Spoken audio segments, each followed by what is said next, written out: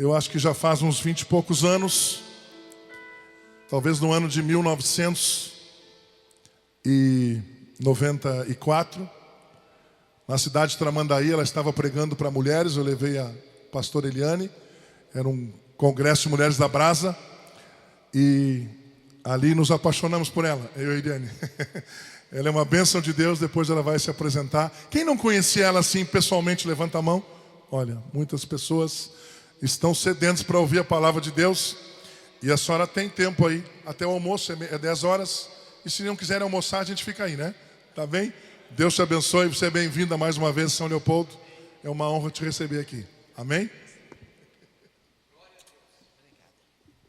Graça e paz, irmãos. Que bom nós estarmos aqui separados essa manhã para falar das coisas concernentes ao reino do nosso Pai. Só temos uma coisa, é que Ele está bem aqui, nós não podemos vê-lo. E nós não sabemos nem onde é que Ele fica. E por isso é tão interessante. Quantas vezes eu me divirto com o Senhor Jesus? Quando eu estou muito atrapalhado, eu digo assim para Ele: o Senhor deve estar aí rindo da minha cara, né? Mas não tem problema. Vamos à frente. Quando as coisas estão muito difíceis, a gente pensa que Deus não está na jogada. Ele está sim. Ele está sempre ao nosso lado como um poderoso guerreiro. Estamos num turbilhão horrível, a nossa nação, mas Deus está fazendo uma obra gigantesca. Não é direita, não é esquerda, não é PMDB, não é PT, não é PV, não é nada que vai dar um jeito na nossa nação. Vocês ouvem todos os jornais, todas as notícias, ninguém menciona o nome de Jesus. Que rejeição, não é? Uma mulher sozinha no governo, toda atrapalhada, não conseguiu governar até agora e não vai conseguir.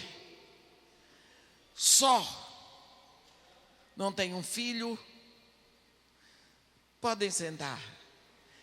Daqui a pouco eu vou começar a pregação. Não tem um filho, não tem um marido, não tem um abraço. Deus não criou a mulher para ser uma costela solta. Mulher precisa de um homem. Quem inventou isso foi Deus. Você que é mulher que está me ouvindo nesse momento, você já viu a diferença quando o seu filho lhe abraça? Não é igual o abraço da sua filha. O seu marido lhe abraça. Gente, abraço de homem é uma coisa maravilhosa. Não tem nada a ver com sexualidade. É que homem é homem, graças a Deus. E eu fico pensando o que é a vida de uma mulher que não tem um abraço de um homem.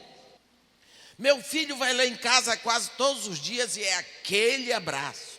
Aí eu estou fortalecida. Agora, o único homem que está de braços abertos e que já deu a vida pela presidente Dilma, está de braços abertos e ela não quer. Sabe por quê, meus irmãos? Porque não tem vida lá dentro. E nós precisamos orar pela nossa nação. Porque não é apenas a presidente que não tem a vida, e o vice-presidente, e todos os ministros.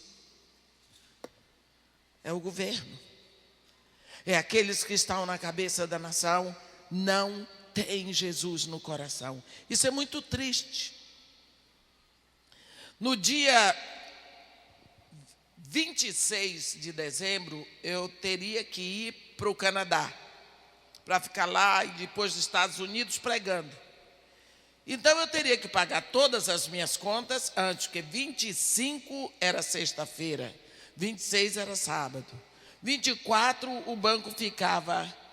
só um pouquinho aberto. Então, no dia 23, eu peguei meu catatal de contas e fui para o Bradesco e fiquei na fila.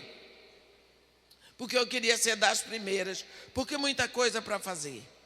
E estava na fila e tinha um homem muito brabo, falando mal do governo, falando mal desde os antepassados, da Dilma, do Lula, de todo mundo. Ninguém prestava na boca daquele homem. E eu estava lá, eu tinha que ouvir, lugar público. Eu sempre levo um livrinho para ler, ou uma palavra cruzada, alguma coisa aqui. Eu estava lá quieta. E a fila estava crescendo. E de uma hora para outra me chega uma mulher crente que me conhecia. E você sabe que crente tem mania de falar alto e fazer festa. A mulher, quando me viu, me descobriu na fila, fez uma festa. Ela falava tão alto que o homem brabo parou de falar. E, irmã, mas que maravilha, pai, contou a minha vida mais ou menos ali, eu quieta, porque eu não queria ser reconhecida. Depois que ela acabou, ela disse, irmã, vou para a fila, porque daqui a pouco vai abrir. Aí ela foi lá para o lugar dela, eu, graças a Deus. Aí veio o homem para mim. Quer dizer, então, que a senhora é uma missionária? Todo mundo em silêncio. Eu disse, sou. A senhora é evangélica, não é? Eu digo, sou. É verdade que o Eduardo Cunha é evangélico? A essa altura todo mundo sabe quem é Eduardo Cunha e o que é que ele fez, mais ou menos. Porque tudo ninguém vai saber. Eu fiquei tão braba com aquele homem. Eu fui tomada de uma ira tão grande. Porque ele fez aquilo para me agredir. Eu disse, olha, eu não sei, porque eu não o conheço. Ele é político, é gente rica, eu não conheço. Mas eu lhe asseguro uma coisa, que se ele é evangélico, é o único evangélico no meio de toda essa corja que não é evangélica. Fiquei feliz de me vingar ali, daquele homem. Mas na hora que eu falei isso, foi um silêncio. E eu me senti mal, me senti angustiada. Porque a Bíblia diz que aonde o Espírito de Deus se move, aonde o Espírito de Deus opera, existe uma produção, surge, porque existe um fruto de amor, alegria, paz, bondade, benignidade, fidelidade e assim por diante. Mas ali não houve alegria. Ali não teve paz, ali teve ira, ali teve mal-estar, ali teve desejo de vingança, língua grande, tudo. Então, não era o Espírito de Deus que estava sendo vitorioso naquela situação. Eu fiquei envergonhada, eu não queria estar ali porque eu dei aquela resposta. E Deus não me chamou para fazer esse tipo de trabalho. Ele me deu língua para anunciar boa nova, para anunciar salvação, para dizer que Deus ama o pecador e se deleita em perdoar. Essa é a novidade que nós temos que anunciar. E quando cheguei em casa, entrei, fui das primeiras, que entro na fila dos velhos, e quando eu cheguei em casa, eu sentei, eu disse, Senhor, eu não sei até que ponto eu te desonrei essa manhã, mas tu não estás feliz com a minha atitude. Orei, agonizei dentro de casa, e quando eu sentei, eu disse, Senhor, eu não quero levantar aqui, sem ter restabelecido a minha ligação contigo. Depois veio uma coisa muito clara no meu coração, e que eu considero e aceito como uma resposta de Deus, porque esclareceu a situação. Como se Deus estivesse me dizendo: olha, o que aquele homem queria te dizer é que não importa se lá existem milhares de infiéis praticando o roubo, praticando a corrupção, mas chama a atenção que um evangélico esteja no lugar, no meio deles, porque o evangélico não deveria estar lá. Portanto, aquele homem estava certo. Ele estava te dizendo que não foi para isso que eu deixei uma igreja na terra. Ele estava te dizendo que lá existe uma pessoa que não devia estar, porque ouve a palavra de Deus, canta louvores, e como que está ali no meio da corrupção? Olha, eu não sei da vida do Eduardo Cunha, mas eu aprendi que nós estamos aqui para fazer diferença. E se nós não estivermos fazendo diferença, é pior para nós. Porque Jesus Cristo nos disse: eu sou a videira verdadeira. Meu pai é o agricultor que cuida da videira. Vocês são os ramos. E o meu pai se alegra com a produção dos ramos, porque a vide não produz no tronco, porque não é jabuticaba.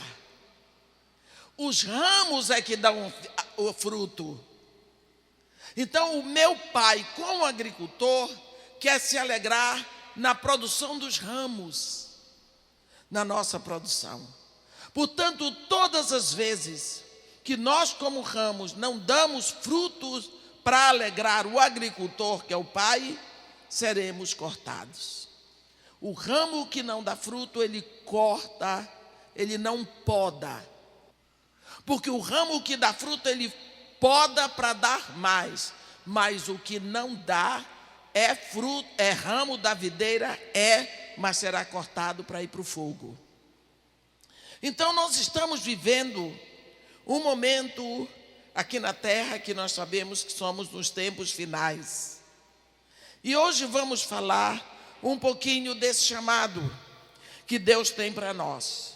O que eu quero dizer e encerrar aqui é que o momento que nós estamos vivendo é um momento tão precioso que eu não sei por que Deus nos escolheu para ser igreja dele nesse momento aqui no Brasil. Mas eu sei que Deus tem um propósito. E o propósito não é que sejamos envenenados, incendiados pelas notícias lá de fora. Porque sabemos que os infiéis fizeram todo tipo de erro e cometeram todo tipo de pecado e continuam cometendo. E nós, como filhos de Deus, não podemos ser inflamados, incendiados pela política suja que está cobrindo o Brasil. Porque não pensem que tem alguém lá que esteja pensando na glória de Deus ou nos pobres. Não. Não tem ninguém pensando nos pobres. Deixa eu dizer para vocês, eu trabalho com pobre há 25 anos. Eu trabalho todos os dias para manter um projeto com crianças pobres. Quem quer trabalhar com pobre faz assim. Mas a pobreza cresceu muito em todo esse tempo. É muito fácil você fazer uma propaganda. A pobreza cresceu muito. E agora estamos abaixo da linha da miséria. Por quê? Porque não foi feito pela mão de Deus. Então, eu não me queixo de ninguém pessoalmente. Como é que eu vou soltar um cego na rua para andar no meio dos carros? E aquele que não entregou seu coração a Deus, é cego.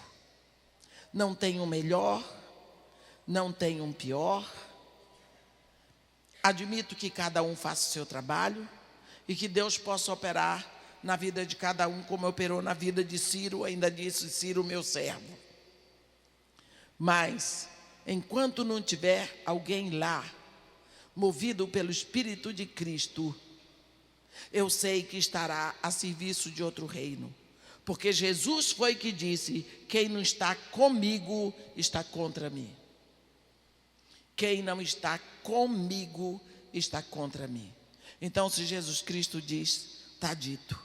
Portanto, não vamos nos inflamar, nem tomar partido.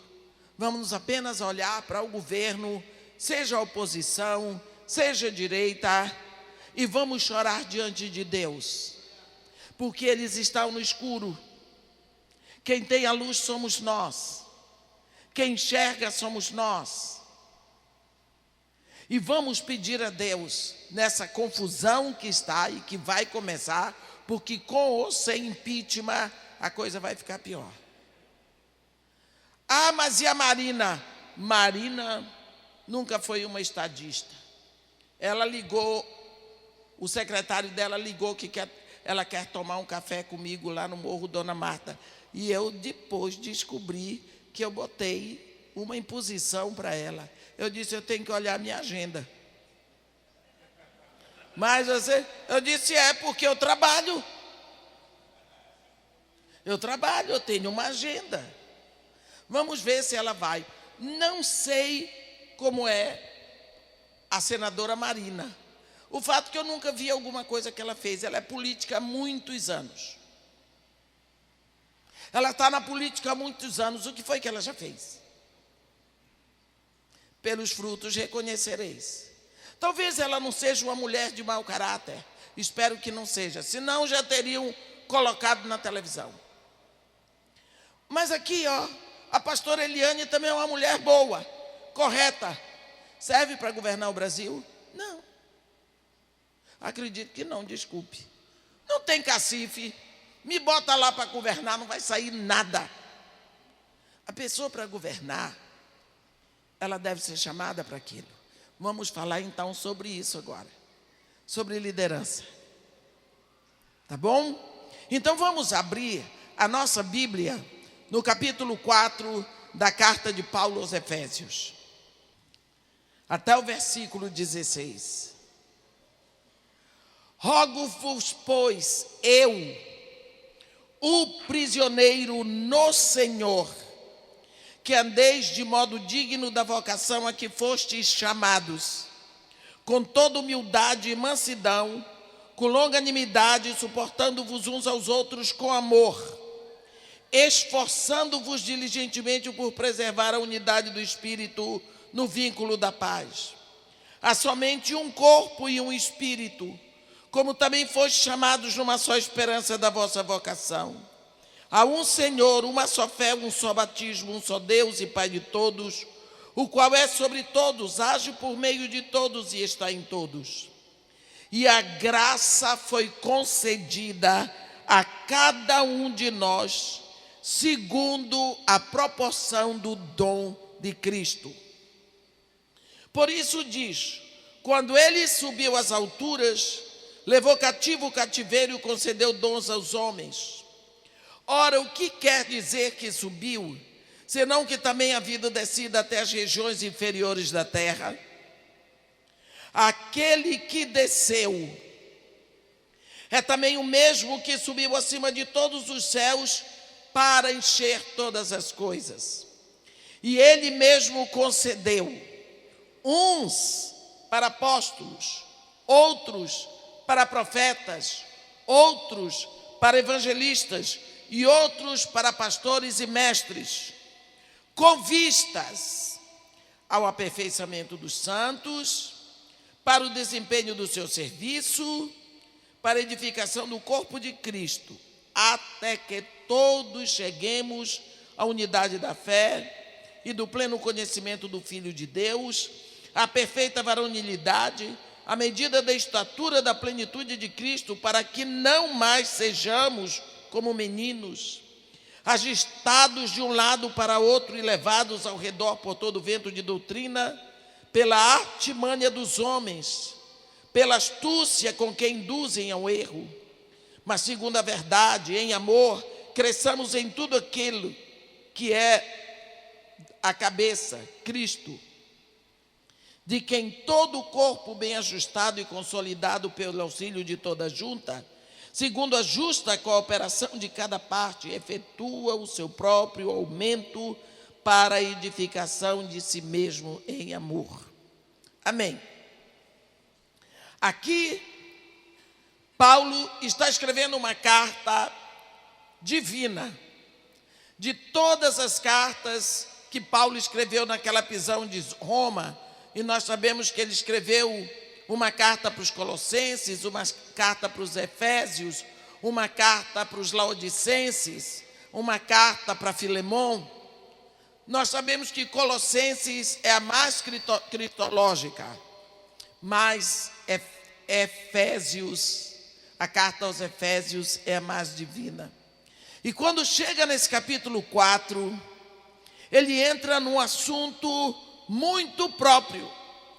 Ele diz: rogo-vos, peço-vos, eu, o prisioneiro de Cristo, que andeis de modo digno da vocação a que fostes chamados. Então, ele aqui está deixando claro que para você exercer um cargo de liderança na igreja,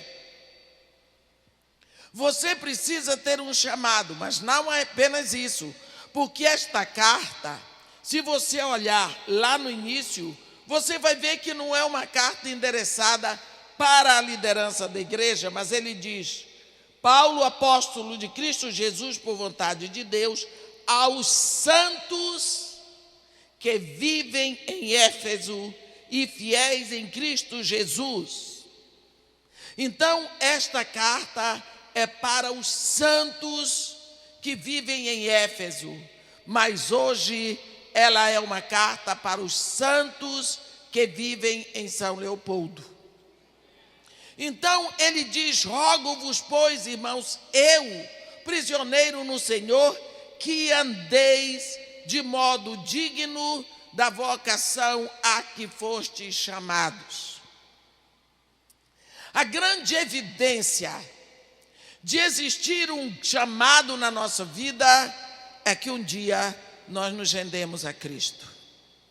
Se você olhar lá para trás, quando Deus fala com o profeta Jeremias, ele diz assim: Jeremias, antes que eu te formasse no ventre da tua mãe, eu te conheci.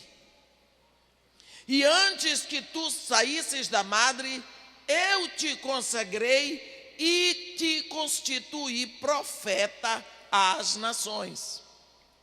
Então, você tem que saber que o seu chamado é muito antes de você ter sido formado no ventre da sua mãe.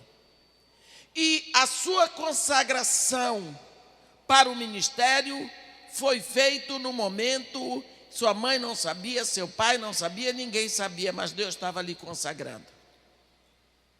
Um dos grandes questionamentos que eu tenho ouvido e que vem no meu coração muitas vezes a respeito do ministério hoje, por causa de tantos dissabores, de tantas dificuldades, é uma dúvida que pode surgir: será que eu fui chamado para isso? Será? Olha, Deus lhe escolheu em Cristo antes da fundação do mundo. Porque você é bom? Não. Porque você é inteligente? Não. Porque você é a melhor pessoa do mundo? Não. Porque você nunca desobedece? Não. Não foi por nenhuma qualidade sua. Porque você não tem cacife para ser líder na igreja de almas que foram compradas e redimidas pelo sangue de Filho de Deus. Você não tem nada. E quando eu digo você, eu sou a primeira. Simplesmente Deus escolheu. Acabou. Mas como é que Ele escolhe assim? Não sei. Sabe, uma vez eu estava pregando num congresso em Jerusalém. E tinha outro preletor, que era um rabino convertido. Aquele homem pregou, que foi uma maravilha, mas eu só me lembro de uma coisa que ele disse. Porque às vezes de uma manhã de pregação fica uma frase. Ele disse assim: vocês pensam que Deus escolheu Israel porque era o melhor povo do mundo? Não, Deus escolheu Israel porque era o pior povo do mundo. Porque Deus é assim, Ele escolhe as coisas loucas para envergonhar os sábios. Ele escolhe as coisas fracas para envergonhar os fortes. Ele escolhe as coisas desprezadas, as coisas que não são, para reduzir a nada as que são. Então Deus nos escolheu porque nós não prestamos mesmo. Então quando vier assim uma seta lá do inferno, você não é digno, você diz: não sou não, mas Deus me escolheu. E daí, capeta, sai. Mas eu já errei tantas vezes. Deus é o Deus da segunda chance. Eu tenho certeza que você não fez pior do que Jonas, nem pior do que Pedro, nem pior do que Paulo. Então sossegue o seu coração, segure a bênção.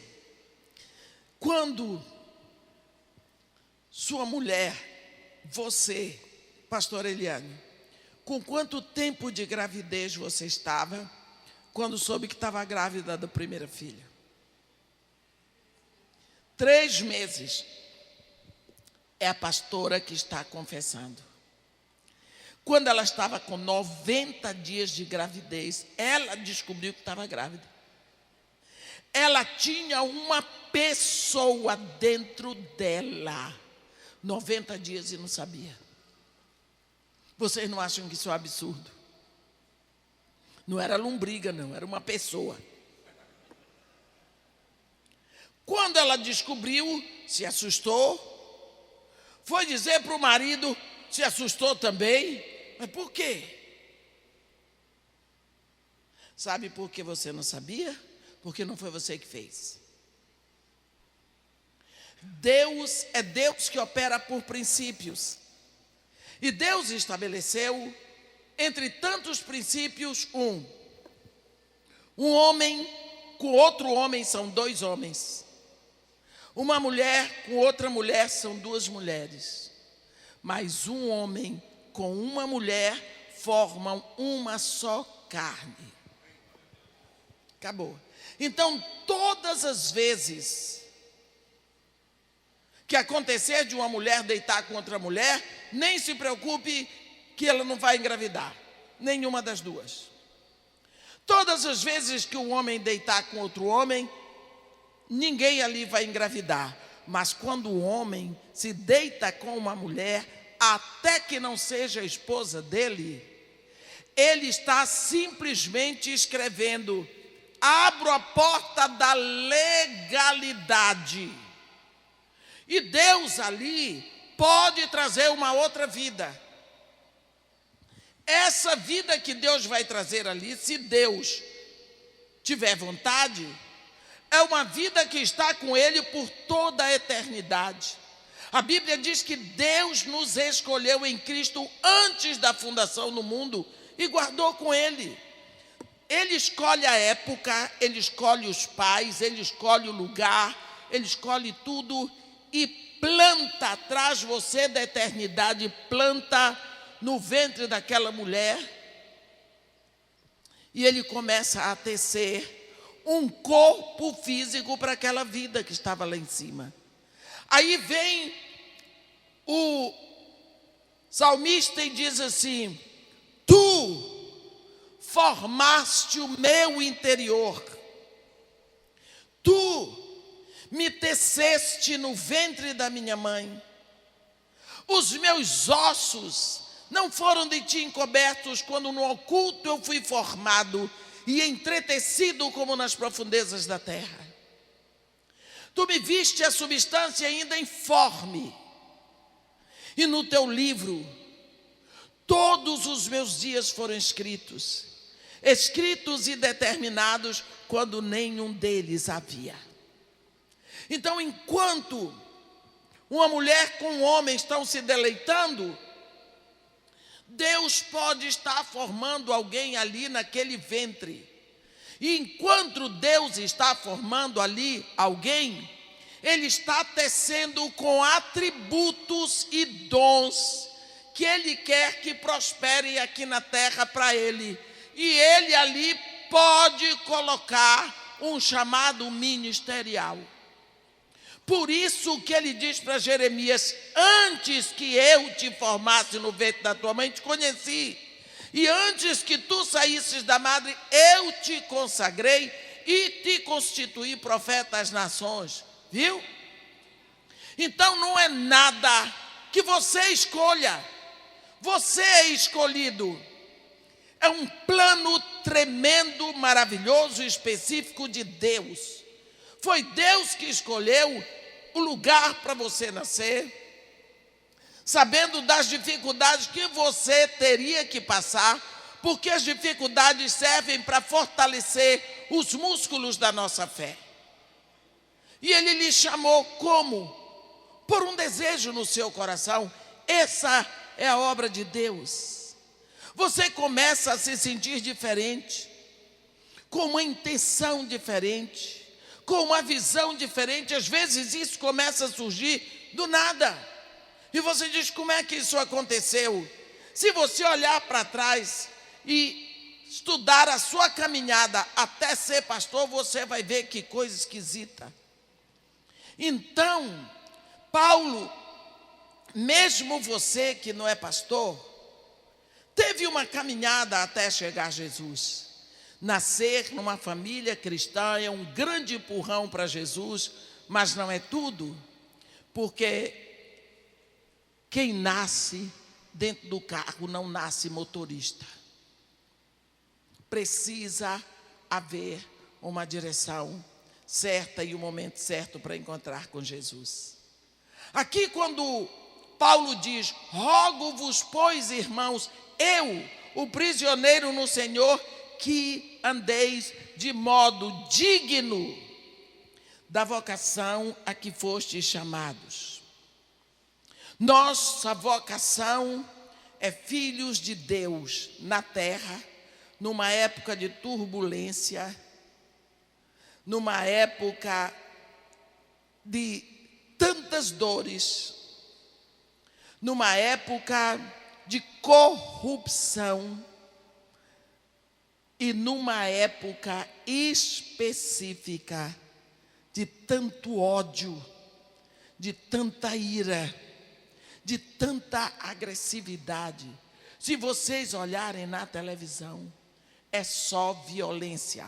Mas não é violência dos bandidos.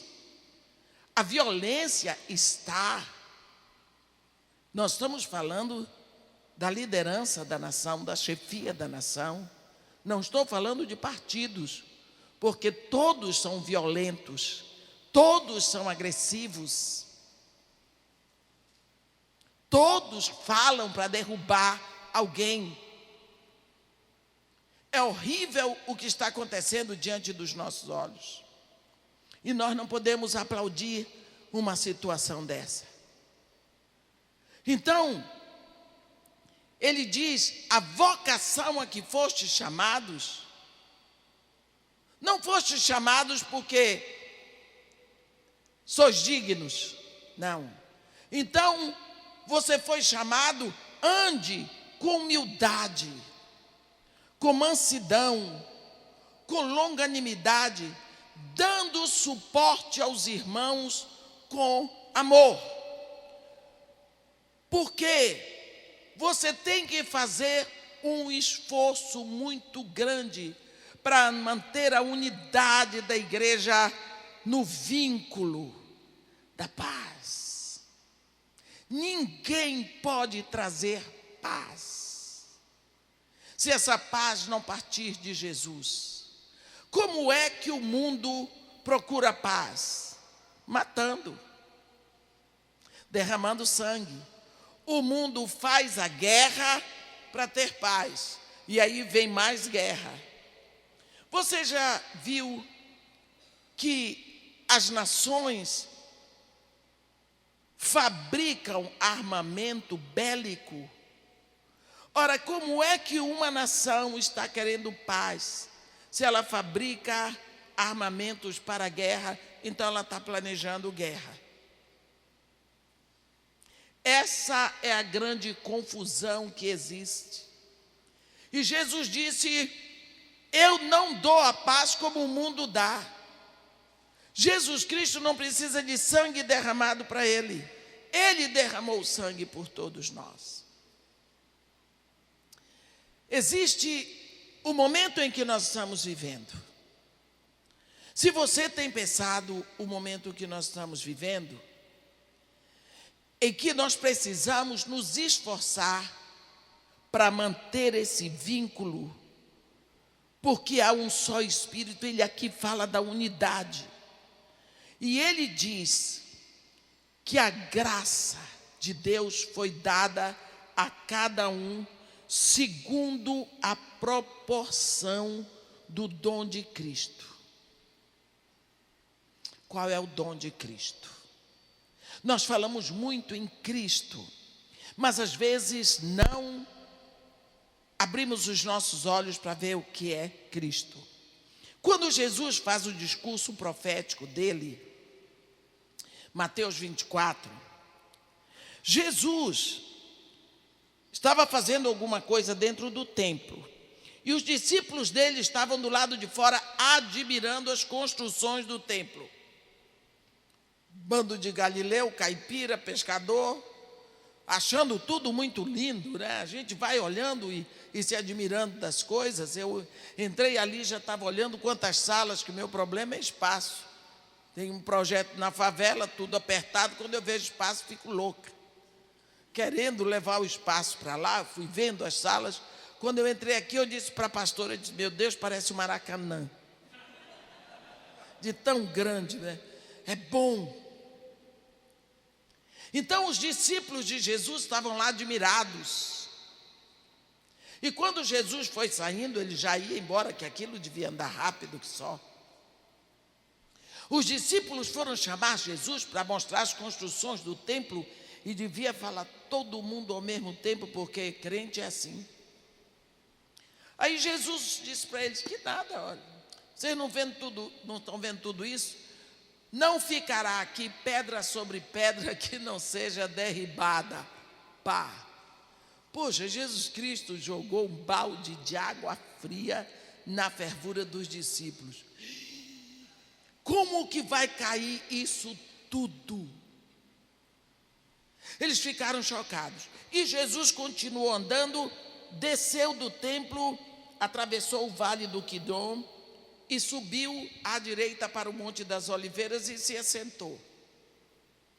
Eu tenho a impressão que atrás dele os discípulos iam chocados com aquilo que ele havia dito. Chocados, porque como é que vai derrubar isso tudo? Salomão e toda a história, e como é que vai ficar?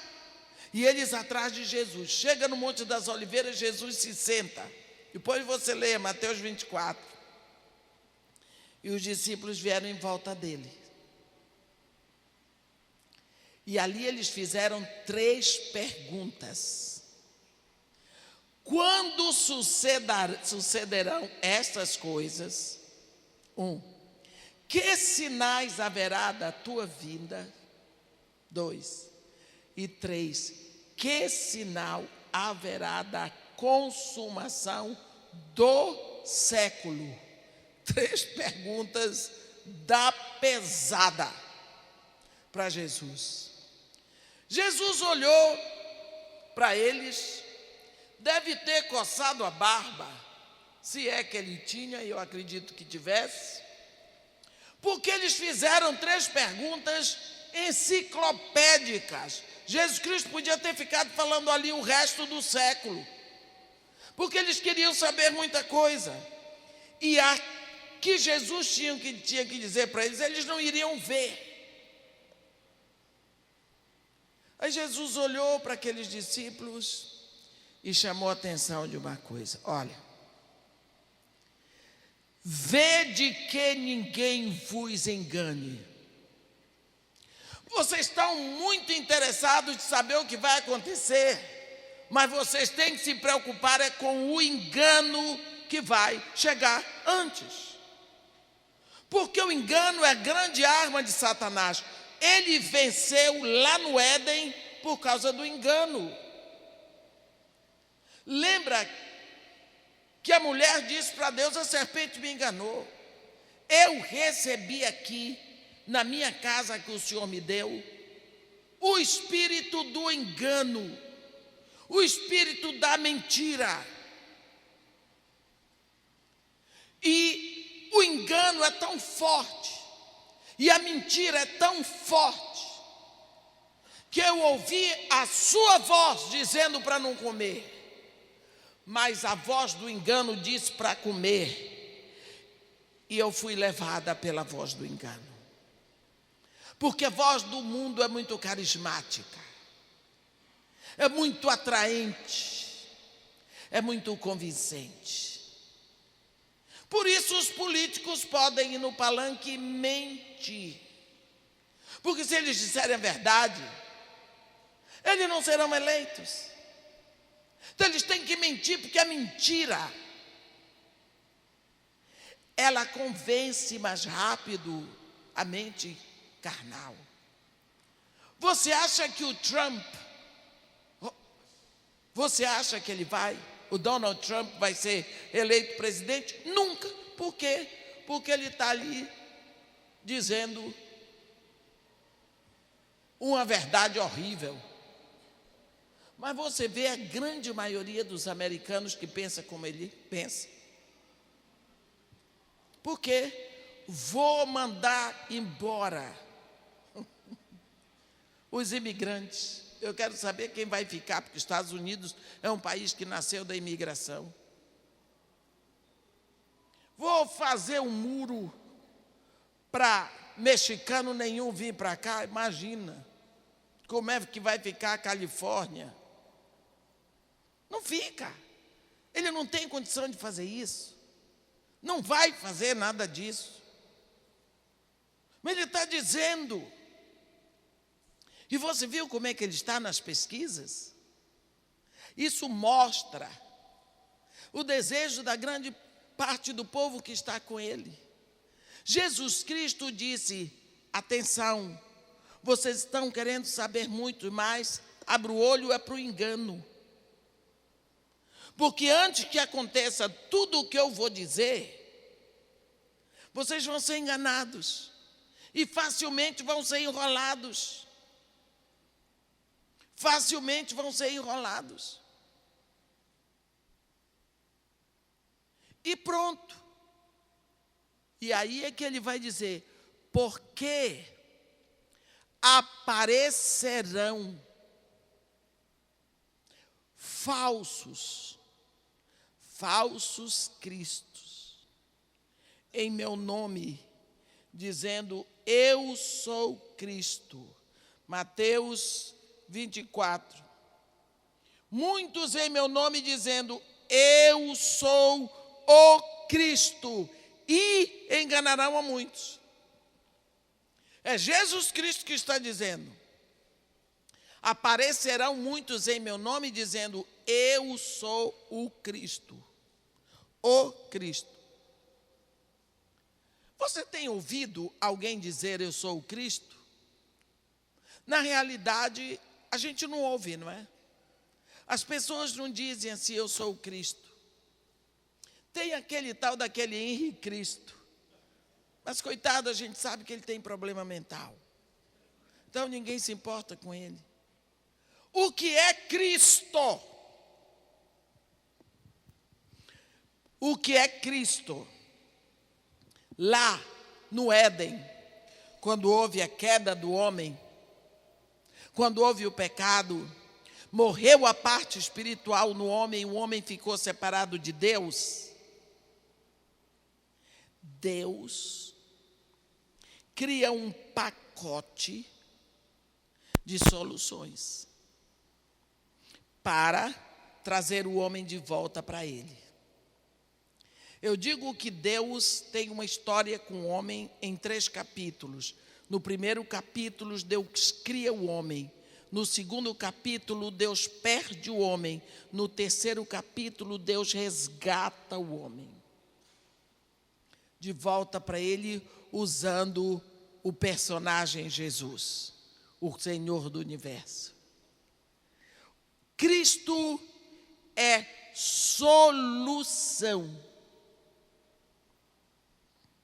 Solução de Deus. É isso. Então, todas as vezes que você vê alguém dizer, eu sou a solução, ele está dizendo, eu sou um Cristo. E aí você vem pela história da humanidade, com muitos Cristos. E nós temos visto. Quando você se lembra da situação da Alemanha, eu sei que aqui tem muitos descendentes de alemão, então vocês devem conhecer bem essa história. Pelo Tratado de Versalhes, a Alemanha foi obrigada a pagar o débito da Primeira Guerra Mundial. A Alemanha ficou tão empobrecida, mas tão empobrecida, mas numa situação assim que nem pior do que o Brasil, eles estavam cunhando moeda todos os dias, o empobrecimento era tamanho, a Alemanha não estava conseguindo pagar. Nisso se levanta um Cristo, eu tenho a solução. Se votarem em mim, eu tiro a Alemanha disso aí. Hitler. Quem votou em Hitler não foram os pobrezinhos da Alemanha, não foram os camponeses, não foram as domésticas, não foram as donas de casa, não foram os padeiros, nem os vendedores de chucrute. Foram os grandes políticos, os cientistas, os inteligentes, os literatos da Alemanha que votaram em Hitler. Porque ele era o Cristo, eu tenho a solução.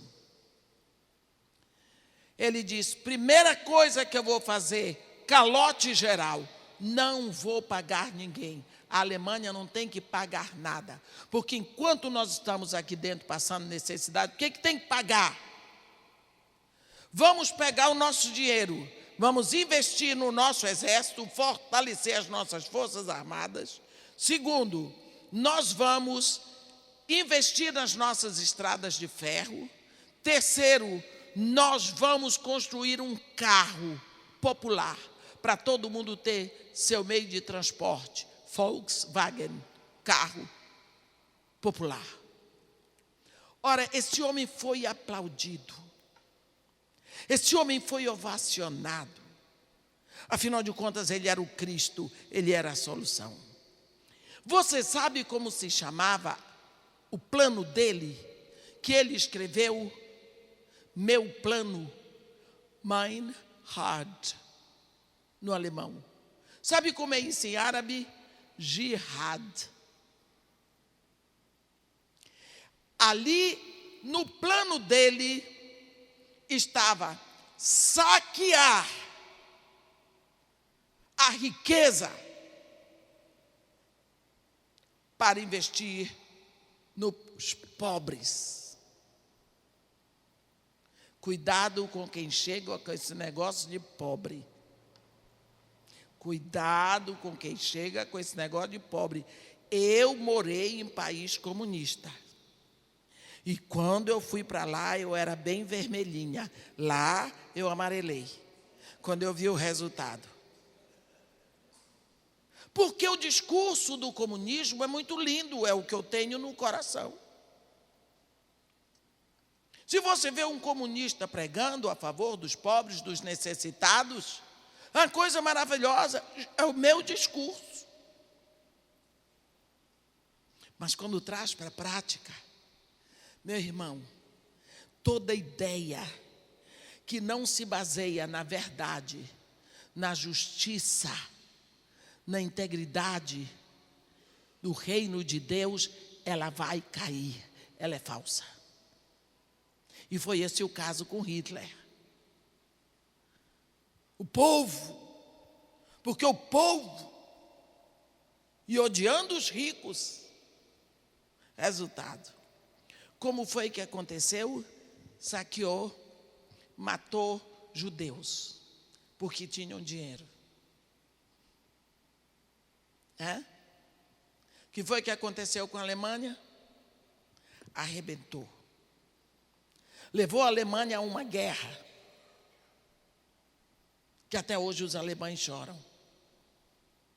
Mas ele era um Cristo, ele era uma solução.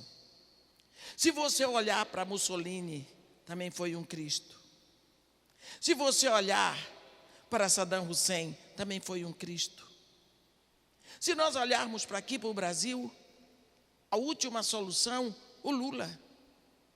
Você acha que o Lula não fez o mesmo discurso?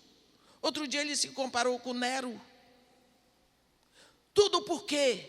É porque ele é pior? Não. É porque ele não tem Jesus. A diferença entre ele e você, meu irmão, é que você tem Jesus. Só isso. Ele não é pior. Na hora que Deus fizer um milagre no coração daquele homem, você já pensou? Você já pensou? Se Deus muda o coração da Dilma, do Lula, de toda essa raça, do Aécio, porque o Aécio não é melhor do que o Lula, ninguém aí é melhor, nem mesmo o Sérgio Moro.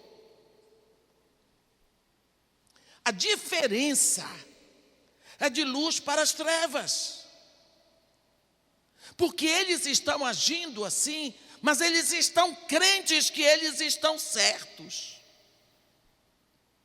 Eles lutam pelo ideal deles, que não tem base nenhuma no universo de Cristo. Então esses são os Cristos que aparecem, mas aparecerão muitos em meu nome dizendo eu sou a solução. Esse aparecimento de muitos Cristos, uma solução após da outra, quantos Cristos você tem visto? Evo Morales, Kirchner, aqui na América do Sul nós podemos falar demais. Esse coitado lá da Venezuela, tanto dinheiro, tanto petróleo, o povo passando fome.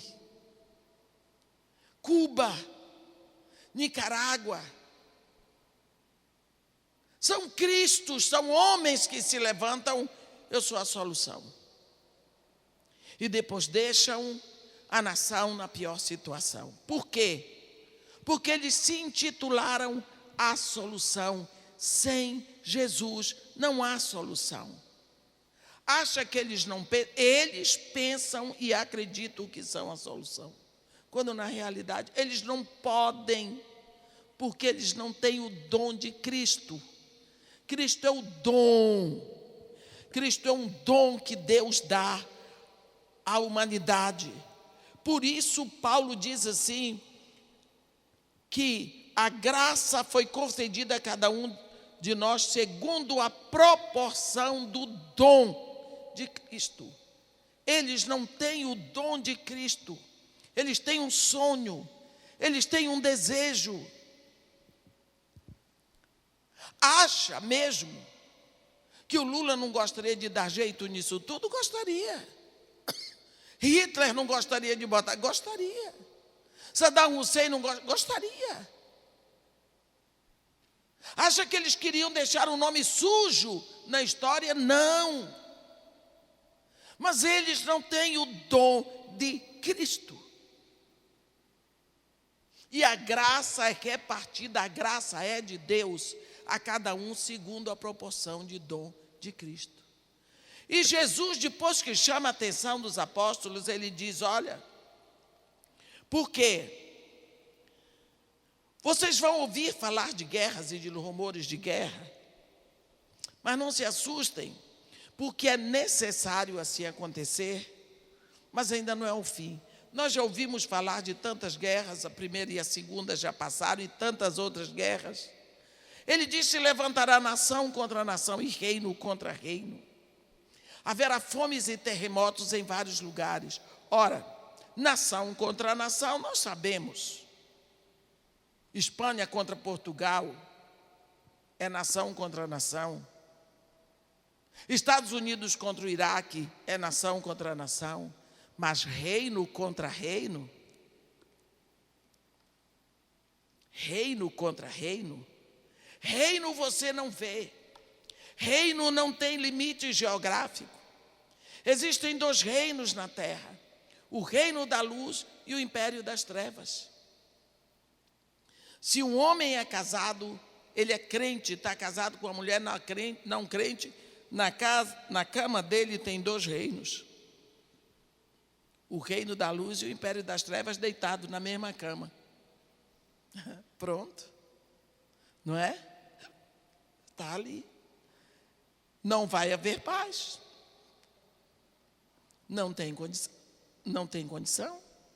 Nós precisamos saber disso. Então, reino contra reino. O que está acontecendo hoje? Nós vemos mais acirradamente hoje o império das trevas se levantando contra o reino da luz. Foi estabelecido no Iraque, tinha que ser no Iraque, um país só para matar cristão. Deixa eu falar com vocês um minutinho sobre isso, porque eu morei no Iraque 3 anos e 6 meses no Kuwait. Quando eu morei no Iraque, eu fui fazer o curso de História da Mesopotâmia na Universidade Federal de Basra, que é a antiga Caldeia. Lá, eu morava a 5 minutos a pé do lugar onde foi o paraíso terrestre. E 3 minutos do Zigurá de Ur, onde está a harpa de Abraão, que eles chamam Ibrahim. Eles dizem para nós assim, lá no Iraque: olha, o mundo começou aqui, o mundo vai terminar aqui. Os iraquianos falam isso. Ali está o paraíso terrestre, cientificamente comprovado. Deus começa a história dele com o homem a partir do Iraque. Porque na terra do Iraque, ele forma o paraíso terrestre, o jardim do Éden. E ele descia ali na virada do dia para encontrar com o homem e com a mulher. Do barro do Iraque, Deus formou o homem. E depois a mulher do corpo do homem. Vão seguindo essa reta e você vai ver que todo mundo é iraquiano. O primeiro homicídio foi ali na terra do Iraque. Na realidade, um fratricídio. Tudo começa no Iraque. Deus vira e mexe, Noé era iraquiano. Deus, quando quer abençoar todas as famílias da terra, ele vai buscar um iraquiano, Abraão. Abraão era da tribo de Sem. Sem era o filho mais velho de Noé. Lá, extremo sul do Iraque, fronteira com o Kuwait. Depois de tantos milênios, Deus vai começar uma história para trazer o Cristo dele. Ele vai buscar a semente lá no Iraque. Não é interessante isso? Que ele podia ter trazido de outros lugares. Afinal de contas, quando Jesus Cristo vem, ele tem que vir da semente que saiu do Iraque. Ele é filho de Abraão. Deus foi buscar Abraão no Iraque e disse: sai daí, mas você é daí.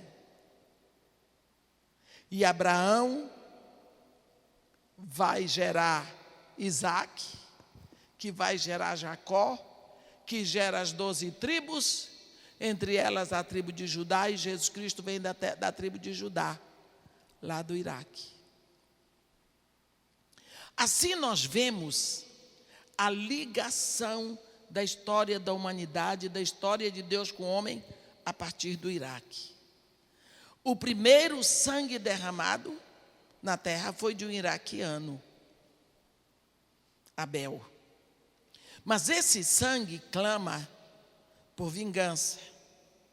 Depois, outro sangue que clama da terra é o sangue de Jesus, que clama por perdão. Mas se você olhar para Jesus e descer na linhagem, ele veio do Iraque. Porque veio de Abraão, que era iraquiano, passando, até chegar nele. Porque Israel é semita. Os israelitas são da tribo de Sem, da tribo de Abraão, iraquiano. Agora, ali no Iraque, constrói no norte do Iraque, perto do lugar onde era a Torre de Babel, que é a torre espiral de Samara, de Bagdá, indo para Nínive, um estado, um país, só para matar cristão. Por que será que eles não estão matando hindus? Por que será que eles não estão matando feiticeiros? Outras religiões? Não, só cristão. O que tem a ver isso com o nosso tempo? Tem a ver, Apocalipse 6, versículo 5, eu queria que você desse uma olhada. Apocalipse 6, versículo 5. Quando, no versículo 9, está escrito assim: quando o Cordeiro abriu o 5º selo, vi debaixo do altar as almas daqueles que tinham sido mortos por causa da palavra de Deus e por causa do testemunho que sustentavam. Clamavam em grande voz, dizendo: até quando, ó soberano Senhor santo e verdadeiro, não julgas nem vingas o nosso sangue dos que habitam sobre a terra? Então a cada um deles foi dada uma vestidura branca, e lhes disseram que repousasse ainda por pouco tempo, até que também se completasse o número dos seus conservos e dos seus irmãos que iam ser mortos, como igualmente eles foram. Olhe, até que se completasse o número de mártires. Então Deus tem um número exato de mártires que Ele quer antes de levar a igreja aqui da terra. Esse número de mártires caminha para se completar rapidamente, porque nunca houve tanto martírio na igreja como agora no século 21. Matam-se cristãos como se fossem moscas. Ninguém grita pela mídia. Eu sei mais um pouco porque só assisto o CNN, que diz todas essas coisas. BBC também diz todas essas coisas. Todos os dias se mata cristãos. Muito fácil para eles matarem cristãos. Sabe por quê? Porque o Estado Islâmico fica do lado de Nínive, da Assíria. E a Assíria sempre foi reconhecidamente a área dos cristãos no Iraque. Eu morei lá, e mesmo morando no sul do Iraque, Saddam Hussein nunca perseguiu os cristãos. Nós entrávamos na igreja, podíamos celebrar o culto, a igreja estava lá, só não podíamos entrar pela porta da frente. Só. E todos sabiam que a grande maioria dos cristãos fica em Nínive. Quem domina ali não é a Igreja Católica Romana, não é a Igreja Evangélica que entrou há pouco tempo, é a Igreja Ortodoxa, a Igreja Grega Ortodoxa. São cristãos, ninguém grita por eles, ninguém diz uma palavra. Eles são mortos, são assassinados, martirizados, humilhados, crianças. Eu assisti um vídeo de botarem as crianças em fila em um buraco do lado. Você quer Jesus na sua vida? Vai continuar com Jesus? Morre e cai ali. Os outros estão vendo o que vai acontecer, continuam firmes dizendo, quero Jesus, quero Jesus. Você está vendo o que está acontecendo no Iraque? É do Iraque que está derramando o último sangue. O primeiro sangue foi derramado de um iraquiano. Clamava por vingança. O segundo sangue é o sangue de Jesus, que clama da terra por perdão, descendente de Abraão, iraquiano. E o sangue dos mártires agora, no Iraque. O evangelho está crescendo no Iraque de uma forma estonteante. Eu estive conversando com o pastor que lidera todo esse trabalho lá no sul. Ele ficou tão feliz quando soube que minha conversão sucedeu no Iraque. O número de conversões é uma coisa maravilhosa. A adoração dos iraquianos, o culto, a vida deles. Eles olham para Deus sabendo que Deus tem uma história com a terra do Iraque. Eles têm orgulho, alegria nisso, de saber que Abraão era iraquiano, que Deus começou um trabalho ali, que Deus vai completar um trabalho no Iraque. É uma coisa linda.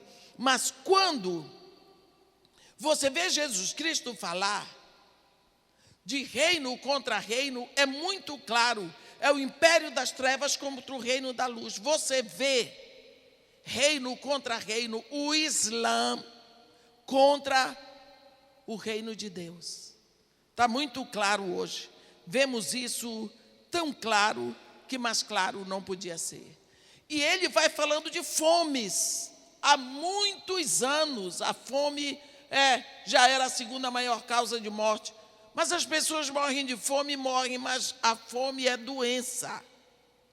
Não é que a pessoa vai deixar de comer e vai morrer. A fome é a seguinte: a criança não recebe os nutrientes necessários na infância, e aí quando vai para a escola não produz, não compreende, não se concentra, não tem os órgãos bem formados, rapidinho ele deixa a escola, entra para as drogas porque a cabeça é ruim, engravida. Que criança pode receber nutrientes no ventre de uma mãe que é craqueira? Meninas de 12 anos, magras, esqueléticas, que não comem, usam crack, grávidas.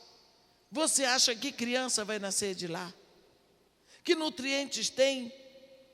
Todo tipo de doença vai aparecer. Essa doença é decorrente da fome. Fome é carência de nutrientes necessários para o corpo humano. Terremotos. Quando eu estudava, eu era pequena, a professora perguntava o que são terremotos. E nós tínhamos que responder assim: terremotos são abalos repentinos causados por vulcões. E todo brasileiro tinha o prazer de dizer: nunca teremos terremotos, porque não temos vulcões. E agora? Terremotos sucessivos no Ceará, no Piauí, em Minas, Goiânia.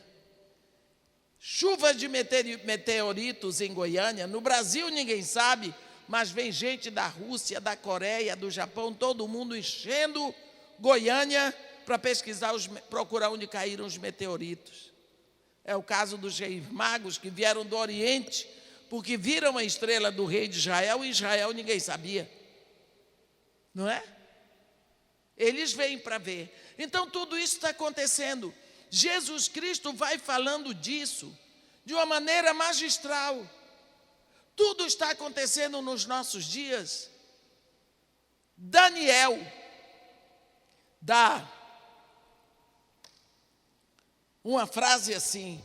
Quando você olha no livro de Daniel, no capítulo, eu acho que é 10, no versículo 4, Daniel 10, versículo, não,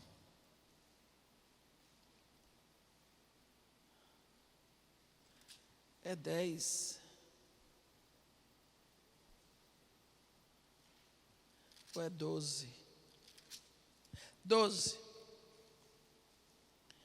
versículo 4.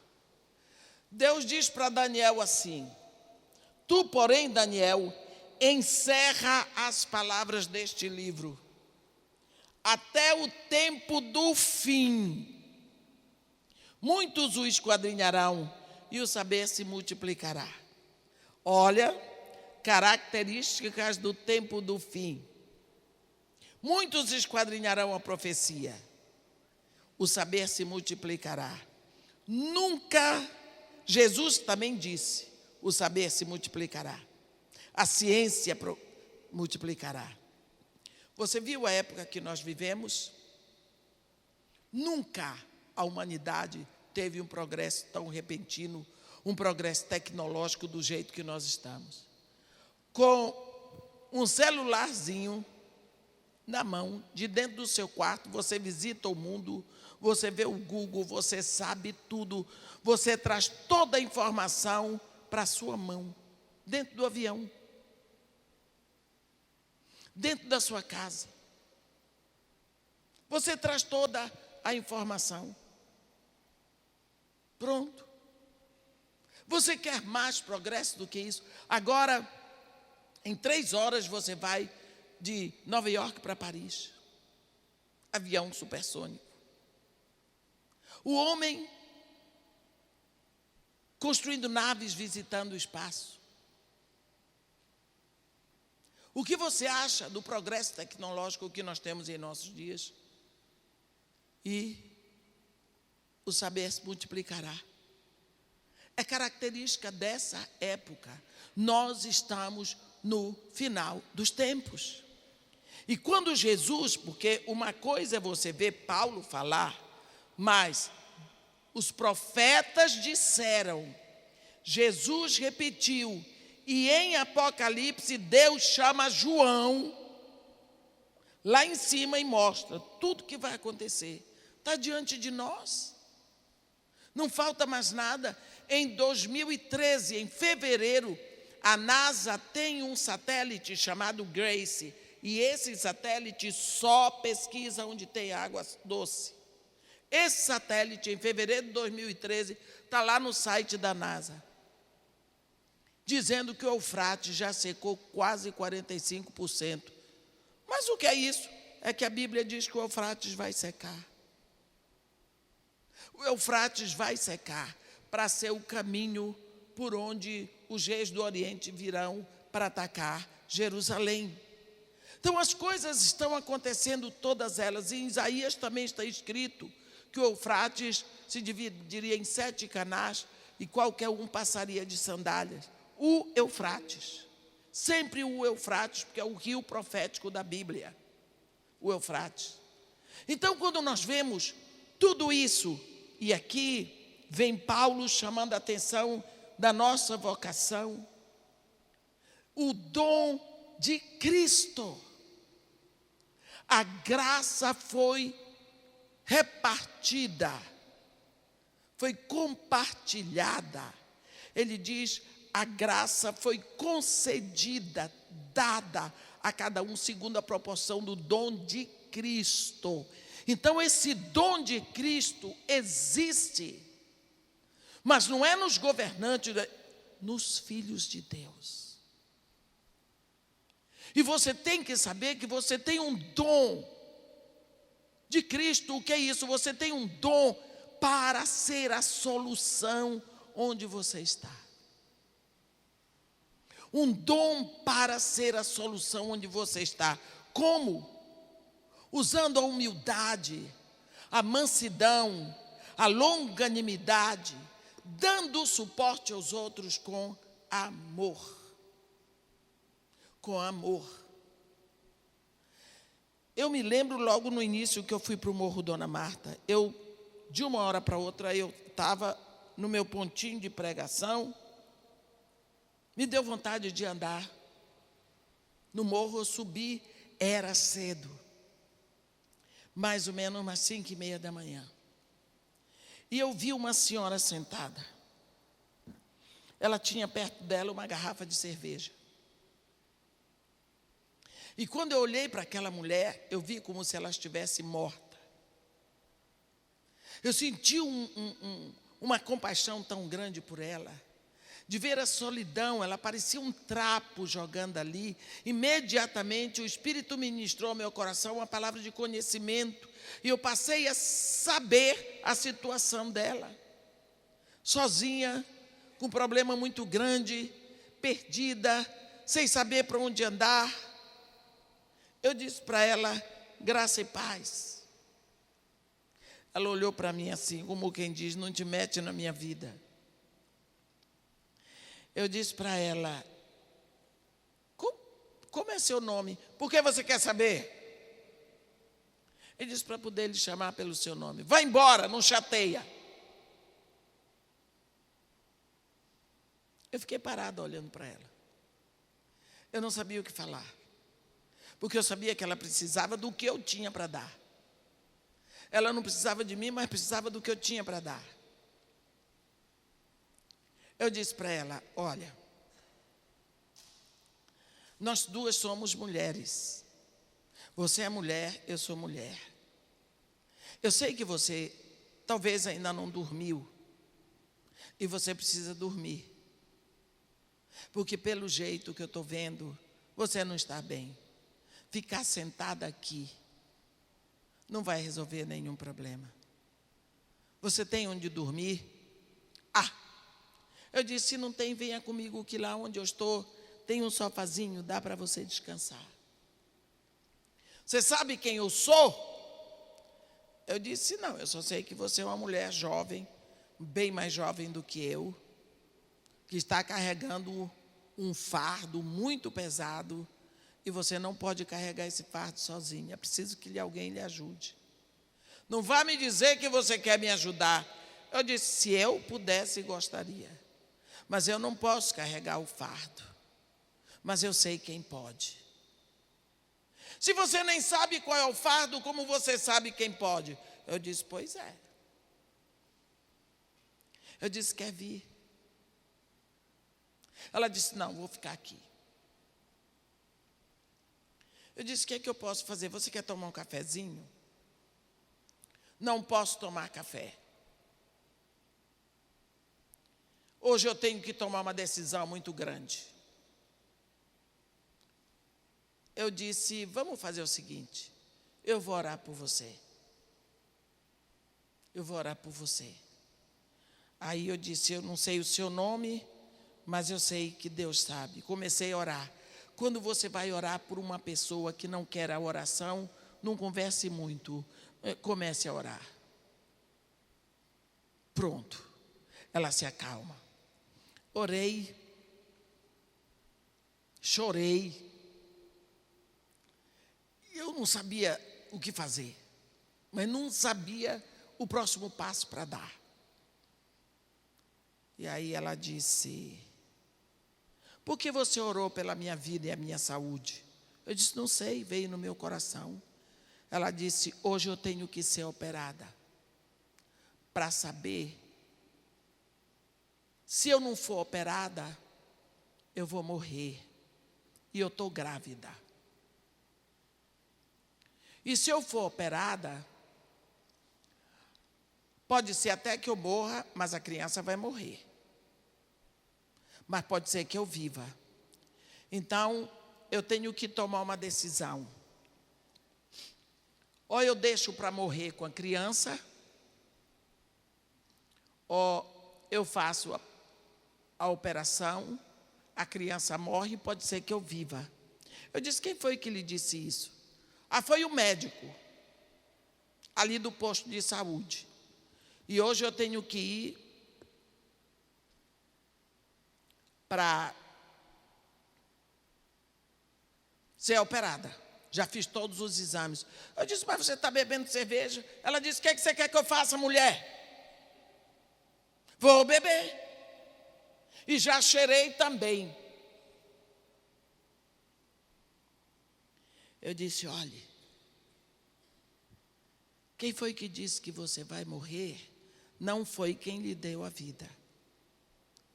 Eu quero lhe dizer que nem você vai morrer e nem essa criança vai morrer. Você é doida, é? Eu disse, sou. Nem você vai morrer, nem essa criança vai morrer. Você vai ter uma menina. Deus me livre! Eu digo, é uma menina linda que você vai ter. Eu comecei a conversar com ela. E Deus começou a operar naquele coração. Ela estava com muito medo. Muito medo. Bem, eu a levei para o hospital. Ela operou dos rins, grávida. E a menina é linda, uma moça maravilhosa, inteligente, uma das mulheres mais lindas que eu já vi. Uma das mulheres mais lindas que eu já vi. Que menina boa, preciosa. Hoje uma moça está com 24 anos. Você vê? Esse dom de Cristo está em cada um de nós. É uma pequena porção do dom da solução. Para você ir na vida dos outros e aplicar a solução. Esse é o dom de Cristo, porque Cristo é solução. Esse dom, quando você compartilha, só existe progresso para o reino de Deus. Por isso, quem não tem o dom de Cristo não pode ter solução. Ele pode querer, mas ele não tem. Porque isso só vem para nós quando nós nos rendemos a Jesus Cristo. A Bíblia diz que quando ele subiu às alturas, ele levou cativo o cativeiro e concedeu dons aos homens. E ele subiu porque ele tinha descido às regiões inferiores da terra. Mas quando ele vem, ele vai às regiões mais profundas da terra, levar o seu pecado, que ele levou com ele. Ele sobe às alturas e toma posse de todos os céus, porque ele agora é vencedor. Mas ele vem e ele cerca, protege, prepara a sua igreja. E é por isso, para amparar este corpo e essa noiva que ele deixou aqui, que ele concedeu você. Você é uma dádiva de Deus para a igreja. Ele chama uns para serem apóstolos, outros para serem profetas, outros para serem evangelistas, outros para serem pastores e mestres. Sabe por quê? Porque a igreja precisa. Isso daí não é uma invenção dos apóstolos. A Bíblia diz que ele chama essa liderança, apóstolo, profeta, evangelista, pastor e mestre, porque ele quer o aperfeiçoamento dos santos, para que eles possam desempenhar o seu serviço na edificação do corpo de Cristo, até que todos cheguem à maturidade. para que não sejam como meninos imaturos, levados de um lado para o outro por todo vento de doutrina, levados pela artimanha dos homens, pela astúcia daqueles que conduzem o erro.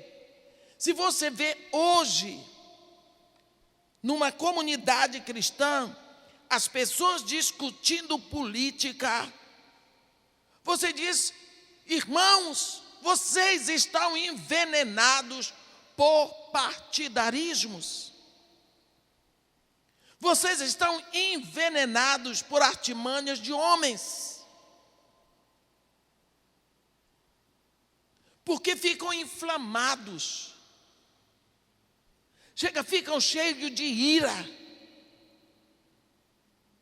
para apoiar governo tal, governo tal, governo tal.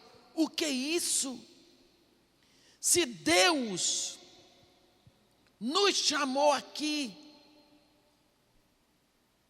e nos deu o dom e o ministério da reconciliação. Mas você vê, eu fiquei impressionada numa igreja que eu fui. Muito bem aparelhada pela igreja, os jovens se preparando para irem para a manifestação popular na rua. Eu disse: vem cá, vocês estão vestidos de vermelho por causa do sangue de Jesus? Tomaram um choque. Nós somos brasileiros. Vocês não estão indo lá para apoiar o Lula, nem a Dilma, nem o Aécio. Vocês estão lá para apoiar uma ideologia que não vem do coração de Deus. A grande maioria também vai para as ruas, se veste de vermelho e branco, como é? Se veste de azul, amarelo, verde, amarelo, azul e branco, por causa de ideologia de homens inflamados contra alguém. Contra alguém. Vão de vermelho contra a oposição. Vão de azul marinho, de azul, verde, amarelo, azul e branco, contra o governo. Mas será que o nosso chamado é esse? Será que é esse o nosso chamado? Olhe, eu estava na casa do meu filho. Eu tenho um neto de 8 anos, uma de 7 e uma de 4. Quando essa de 7 estava com 6, virou para mim e disse: me chama Pabu. Pabu, para onde você vai? Eu disse: vou sair. Você vai sair agora de noite? Eu disse: eu vou para a igreja pregar. Não fique saindo de noite. Eu disse: por quê? Por causa da Dilma. Eu disse: que tem a Dilma? A Dilma, ela é corrupta. 5 anos, ia fazer 6. Fiquei olhando para ela. Ela ataca a velhinha na rua. Eu disse: muito obrigada me chamar de velhinha. Ela bota bomba naquelas caixas que tem dinheiro no banco e rouba o dinheiro do banco. Eu fiquei assustada, porque com certeza meu filho e minha nora não falam mal do governo. Eu fiquei assustada sem saber onde aquela menina ouve isso, porque ela sai de casa às 7 horas da manhã, chega 5 horas da tarde, dentro de uma escola cristã, de língua inglesa. A grande maioria ali não é brasileiro. Não está nem aí para o que está acontecendo no Brasil. Como é que aquela menina sabia aquilo tudo? E exatamente contra o governo. Eu pensei: como eu vou ensinar meus netos a orarem pelas autoridades, se essa menina já tem tanta coisa contra o governo? Quando é que a pobre da Dilma foi matar a velhinha na rua, saquear, fazer? Para você ver, corrupta, ela não sabe o que é corrupção, mas já está dizendo, para você ver como nós podemos não apenas ser influenciados pela má notícia, mas nós podemos envenenar o coração dos outros.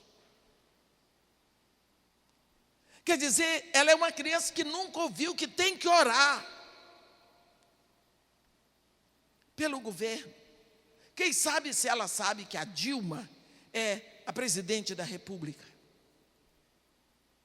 O que você vê, onde está o dom de Cristo? Será que a solução é inflamarmos outras pessoas?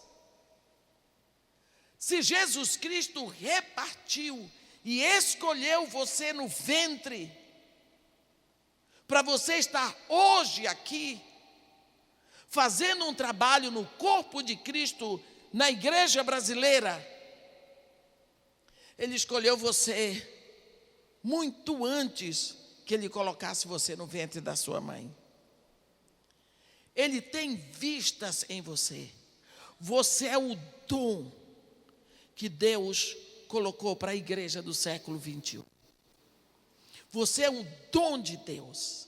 Ele encheu você da graça dele, do Espírito dele, e deu para a igreja, para que através de você a igreja possa beber, a igreja possa ser alimentada, a igreja possa crescer e ser fortalecida através de você. Porque Deus quer fazer uma obra hoje aqui. Mas como que Ele vai fazer se não for através daqueles que Ele já escolheu há muito tempo? Deus tem investido horrores, horrores e horrores em você. Não é horrores que eu quero dizer de coisa ruim, eu digo intensivamente.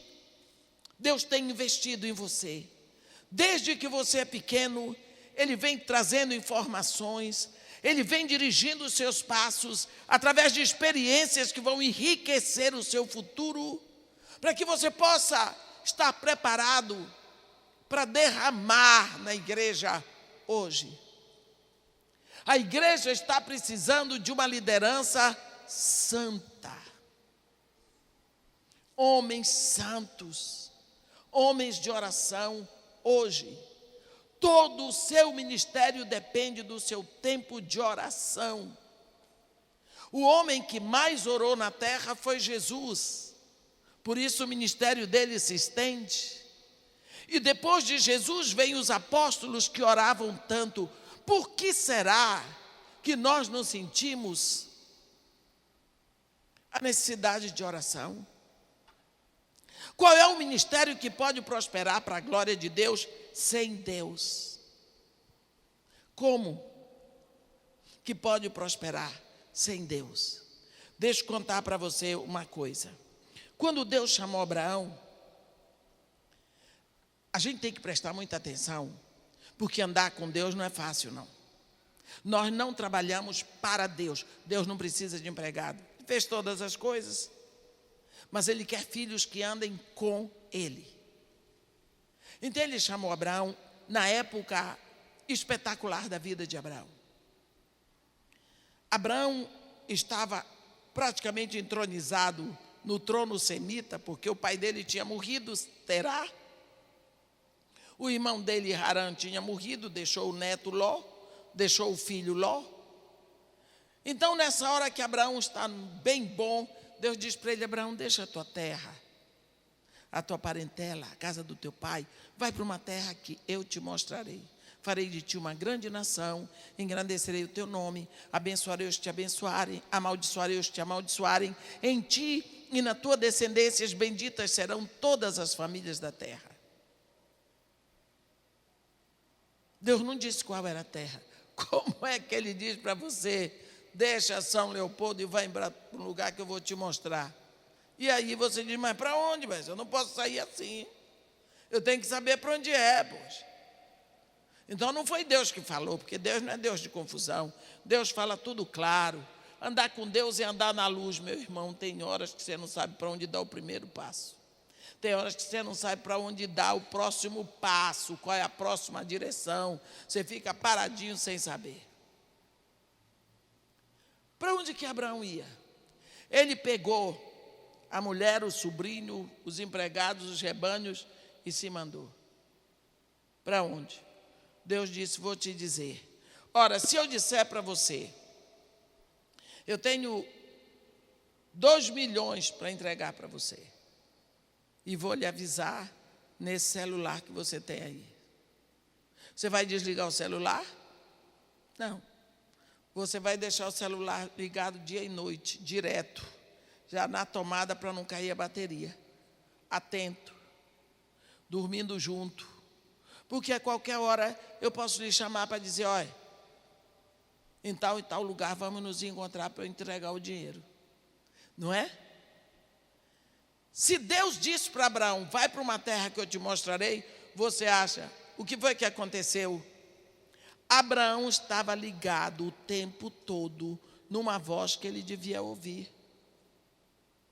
Abraão teve que desenvolver uma consciência auditiva para uma voz. Era a voz de Deus. Não se sabe quanto tempo ele passou armando e desarmando tendas pelo deserto de Abadã. Eu morei na terra dele, nós tomávamos de lá um avião, 1h10 até Bagdad, depois tomávamos outro avião, 1h20 até o Cairo. Abraão andou quanto tempo até chegar na Palestina, armando e desarmando tendas pelo deserto de Abadã, levando seus rebanhos, ouvindo os gritos e a corrida de Ló, e quem sabe as reclamações de Sara, o desconforto, a agonia. Eu acho que ele andou anos. Tempestades de areia pelo deserto, dificuldades. Mas, a qualquer momento ele podia ouvir aquela voz. Então ele teve que desenvolver esse interesse, essa atenção à voz que ele ia ouvir. Quando eles chegaram nos carvalhais de Mamre, onde habitavam os cananeus, Deus disse a Abraão, eis-me aqui, Senhor. Ele ouviu a voz, porque ele estava atento. Quando Moisés, depois de 14 anos, de 40 anos, estava no deserto, ele estava 40 anos de estágio, cuidando de um rebanho que não era dele. Ele ia ficar 40 anos cuidando de outro rebanho que não era dele, no deserto. Porque o ministério de Moisés foi no deserto. Ele tinha que aprender. Quando estava pronto, Deus armou um fenômeno para chamar a atenção da mente científica de Moisés. E ele foi. E quando Deus falou com ele, a voz de Deus impregnou a sua memória auditiva. Ele precisava conhecer a voz de Deus, porque ele ia dirigir o rebanho de Deus. Como? Se ele não ouvia a voz de Deus, e o rebanho era de Deus, não era dele. Foi aí que ele aprendeu a reconhecer a voz de Deus. Quando Jesus falou a primeira vez com Paulo, no caminho de Damasco, disse, Paulo, Paulo, por que me persegues? Paulo disse, quem és tu? Não sabia. Nunca tinha ouvido aquela voz. Nunca mais ele perguntou para Jesus, quem és tu? Porque a voz, ficou no ouvido dele. É inconfundível. A Bíblia diz que a voz do Senhor é poderosa. Ela é cheia de majestade. Ela despede chamas de fogo. Ela despedaça os cedros. Ela faz tremer o deserto de Cádiz. A voz de Deus é inconfundível e Jesus diz, as minhas ovelhas ouvem a minha voz. Eu as chamo e elas me seguem. Como você vai ouvir a voz de Deus se você não dá tempo para Ele falar? Se você não para ouvir? Outro dia, Eu peguei umas crianças lá no Morro Dona Marta.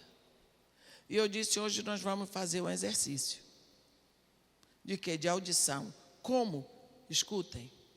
Nós vamos ficar caladinhos. Ninguém vai fazer um movimento. Não pode tossir, não pode espirrar, não pode mexer as mãos. Todo mundo com a mãozinha assim. Está sentado confortavelmente, está. Não precisa mexer nada? Não. Agora você vai deitar a cabecinha assim, porque se um olhar para o rosto do outro, ri. E vai fechar os seus olhos. E depois vocês vão me dizer o que é que vocês ouviram. Todo mundo fez. Olha, vocês precisavam ver o que foi que aquelas crianças me disseram. Eu, hein, tia? Eu ouvi o barulho do meu coração, só pode ser. Nunca tinha ouvido. Eu ouvi o barulho do ônibus lá na rua. Olha, o Morro Dona Marta começa depois. É distante da rua. Eles ouviram buzina de carro. Distante. Teve um que ouviu o barulho de um avião passando em cima do Morro Dona Marta e passou mesmo, que eu também ouvi. Nunca tinham ouvido. Por quê? Nós estamos cercados de ruídos. Como vai ouvir a voz de Deus? Não nos recolhemos, não temos tempo para ir buscar de Deus qual é o próximo passo para a igreja dele. Como vamos ser ministros dentro da igreja de Jesus Cristo se não ouvimos? Quando João estava muito triste, muito preocupado com a igreja, Deus permitiu que ele fosse levado para Patmos. Ele ia para lá preso. Mas ele achou que estavam levando ele para lá porque queriam matá-lo, e queriam mesmo. Mas era Deus que estava dirigindo tudo, porque Deus queria falar com João. E João estava incumbido de pregar, preocupado com a igreja que estava se desviando cada vez mais. E João queria ministrar, e Deus queria falar com João, e na agonia de pregar que ele estava, Deus não podia falar, que ele não ia ouvir. Então, quando chega lá, Jesus Cristo dita para ele 7 cartas para mandar para as igrejas. E quando Jesus Cristo dita as cartas para João, ele deixa bem claro para João, viu, João, estou sabendo de tudo. Sei mais do que você sabe, rapaz, a igreja é minha. Cada carta que Jesus Cristo escreve, ele dita, ele se dirige àquela igreja como o remédio para a doença da igreja. Tirando Esmirna e Filadélfia, que eram as 2 igrejas que não estavam em pecado, ele se dirige, por exemplo, para uma igreja que estava dizendo que ele era filho de Maria, ele diz, quem vos fala é o Filho de Deus.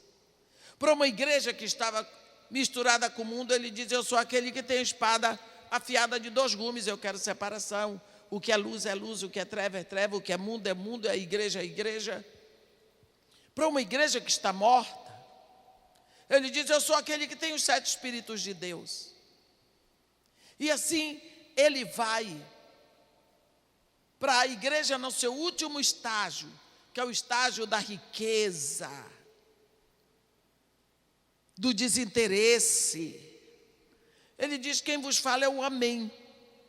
A testemunha fiel e verdadeira, o princípio da criação de Deus. É a igreja em Laodiceia, a igreja rica, a igreja abastada, que não precisa de nada, a igreja balofa, que acha que cresceu, mas inchou. Não é? Então, para cada uma ele tinha uma mensagem, mas para todas elas, ele deu a mesma admoestação. Quem tem ouvidos, ouça o que o Espírito diz à igreja. O que é que o Espírito de Deus está dizendo para a igreja hoje? O que é que o Espírito está falando para a igreja hoje? Porque o Espírito não está falando para mim uma coisa e para você outra. Eu observo muito isso, aonde eu estiver. Semana que vem eu estou na Bolívia.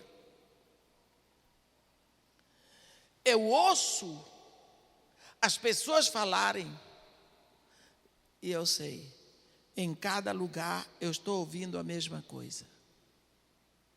Nós estamos no final dos tempos. Deus está fazendo uma obra no Brasil. Eu vou dizendo uma coisa para vocês. Há muito tempo eu faço parte de um grupo de intercessão. Nós oramos por governos. Há 25 anos. Não fazemos propaganda. Quantas vezes eu já saí do Rio, entrei no avião, fui a Brasília, desci do avião, fui na esplanada dos ministérios, abri a Bíblia, li uma passagem em voz alta e vim embora, sem beber água em Brasília. Movimento profético em rejeição a tudo que vem dali, mas levando a palavra e orando todos os dias. Senhor, levanta a saia desta nação e expõe a vergonha que está lá embaixo. Abre este tumor para poder trazer para fora a doença, a infecção, o tumor que está aí dentro para que seja curada. Faz uma obra na nossa nação. Há 25 anos. O que é que Deus está fazendo? Não tem partido. Você não pode dizer, porque foi o PT. Não. O PT está no governo há mais de 12 anos.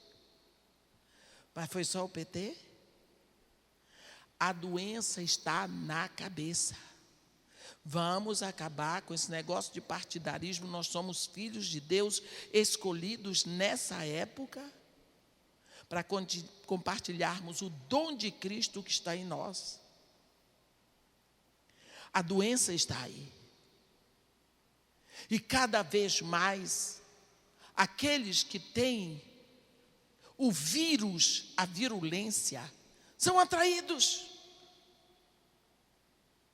Se alguém disser, eu quero governar para roubar bastante, ele não vai. Então ele tem que ver, olha, eu no Morro Dona Marta, nesses 25 anos, eu só vejo políticos lá em época de eleição, para ganhar votos. Depois, nunca mais. Por quê? Porque pobre dá voto, pobre dá ibope.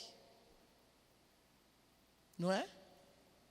Então, o que eu quero dizer é que, embora nós não saibamos, toda aquela época que o Brasil diziam que estava no auge, é quando eu mais gritava, nós estamos debaixo de uma grande mentira. Todo esse ufanismo é uma mentira.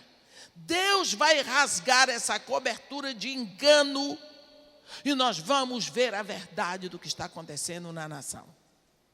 Eu não menciono o nome de homens para dizer que foi a culpa de homem, não. É uma potestade que está sobre o Brasil. A batalha é espiritual. Os homens são responsáveis, porque se deixam usar. Mas tem uma potestade. A batalha espiritual que se trava sobre o Brasil é muito grande. Mas Deus tem aqui uma igreja. Deus chamou ministros para a sua igreja. E Deus colocou nesses ministros proporcionalmente o dom de Cristo, o dom da solução. E a solução está quando você abre a sua boca, dentro de casa ou fora de casa, e você clama pela solução maior que é Deus. E você pede a direção de Deus para limpar primeiro o seu coração, tirar todo o achaque da revanche e saber que nós estamos no limiar. E esse limiar que se levantou agora, que se chama impeachment, ele já está ocorrendo. A presidente já está impedida há muito tempo. Ela não pode se mexer para canto nenhum e ninguém pode. Ela fez aquela coisa feia, no desespero. Chamaram uma pessoa para governar no lugar dela. Gente, isso é o grito do desespero de uma pessoa só. Chamar um homem para governar no lugar dela, para ela ser a segundinha. Que isso? Desespero. Vocês viram como ela está desesperada? Isso para mim é tão triste. É tão triste. Por quê? Desacompanhada. E Jesus Cristo, que deveria estar na direção, está jogado fora da nação. A Bíblia diz: feliz a nação cujo Deus é o Senhor. Israel sempre foi próspero quando tinha um homem de Deus na direção. Este é o momento que Deus nos chamou aqui no Brasil. Fortificar, fortalecer a igreja com a palavra verdadeira e na oração. Nós precisamos saber que o dom de Cristo foi repartido a nós. E quanto mais unidos nós estivermos, mais esse dom é fortalecido em nós. E se nós quisermos ter um país andando reto, nós precisamos acordar para o fato de que a solução não está naqueles que andam nas trevas, não estão naqueles que apontam o dedo, não estão naqueles com espírito de revanche ou de vingança, mas a solução está em nós, na igreja de Jesus. Porque Deus diz: se o meu povo que se chama pelo meu nome se humilhar, orar, buscar a minha face e se arrepender do seu mau caminho, então eu ouvirei do céu, perdoarei o seu pecado, sararei sua terra, estarão abertos os meus olhos e atentos os meus ouvidos para a oração que se fizer nesse lugar. Nós temos a solução. O momento é propício. O dom de Cristo foi dado a nós. Temos a solução. Eureka! Seguremos essa solução e vamos usar com o poder do Espírito que está em nós, clamando: Maranata, Maranata. Ora, vem, Senhor Jesus, para São Leopoldo, para o Rio Grande do Sul, para o Brasil. Que venha o Senhor Jesus e com profusão opere através de nós, a partir de nós, que nós possamos ter uma explosão muito grande da consciência do nosso chamado. Como Paulo diz: rogo-vos, pois, irmãos, eu, o prisioneiro no Senhor, que andeis de modo digno da vocação a que foste chamados. Você foi chamado, preparado, comissionado por Deus para compartilhar o dom da solução, que é o dom de Cristo que já está em você. Amém? Que Deus nos abençoe e nos guarde, que faça resplandecer o seu rosto sobre nós e que tenha misericórdia de todos nós. Amém.